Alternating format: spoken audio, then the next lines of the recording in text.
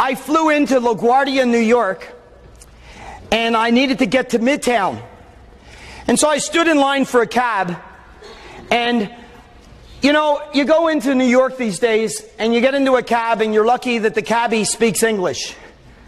I got a cab driver that spoke English that day, and he asked me where I was headed, and as he asked me where I was headed, he handed me a card, and on the card it said, "My mission is to get you to your destination as quickly, comfortably, and pleasurably as I possibly can."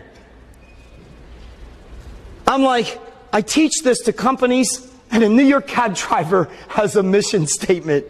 And so that blew me away, and so I gave him the card back, and he gave me a choice of 3 newspapers. He said, "I've got the New York Times, the Wall Street Journal, and the USA Today. While we're driving into Midtown, would you care for a paper?" And as I'm taking the USA Today, I'm looking out the window to see if David Letterman is filming this, because it's got to be a joke. And so I took the USA Today, and then he handed me another card, and he said, on the card it said, "I pre-programmed the radio station to these 4 channels. I've got business and classical and pop and sports, and if you'd like, I'll tune it into any one of those, or I can turn the radio off." And I said, "You know what? You need to take this paper back, take this card back, turn that radio off. You and I need to talk."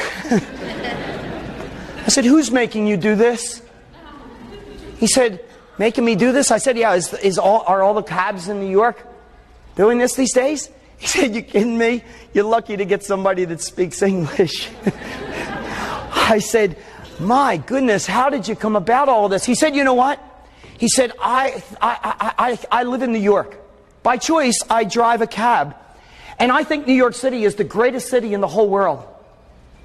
And therefore, I'm positioned to be able to build myself into being the greatest cab driver in the world. And I think it's really about sales and service. So on my downtime, I read all these books and get these ideas. And I incorporate them into my deal. And then he turned to me and he offered me in this little basket, you know those little bags of pretzels and peanuts they serve on airplanes? He said, "Would you like a snack?" And I went, "Man, you're done. You're over the top." I said, here, I don't know why, but here, would you take one of my cards? I don't know how else to make a connection with you. And he started laughing and he said, "Look up here on the front seat." And up on the front seat, there were boxes and boxes of business cards that people had given him. And then he hit me with his move. And he said, here's 10 of mine. If you were pleased with my service today, give them out to other friends of yours. And I'll tell you what you experienced today was really out of the ordinary. And I'm going, "No kidding." And he goes, No. I mean, picking you up like I did was out of the ordinary for me. In fact, in sales, they would call it a cold call. And I don't tend to make many anymore. You see, if you use this number and call it and tell me when your flight is coming in on what day and what time, I can meet you at the baggage area with a white sign with your name on it. And I can avoid waiting in line with the other cabbies that stay there for over 2 hours.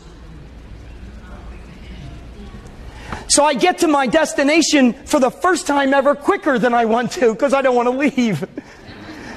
And I got out and I thought, you know what? I already told this guy I'm a speaker. And I said, "Would you mind if I told your story to people like I'm sharing with you today?" And he said, "No, that would be fine." And I got out of the cab and I reached into my pocket to pay the fare. And I took out $40 for a tip. It was equal to the fare. And because I felt like I got an education. And I said, "You got to be killing them on tips."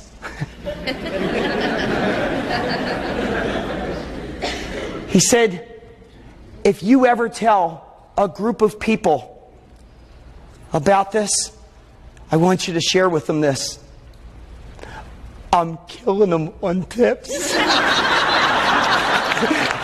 Wait a minute. But then he said, "If you stop there, you will have done them all a disservice." He said, make sure you tell him this. I didn't do it for the money. I did it to be the greatest cab driver in the world. And then the money followed. Be the best darn staffing company in the world.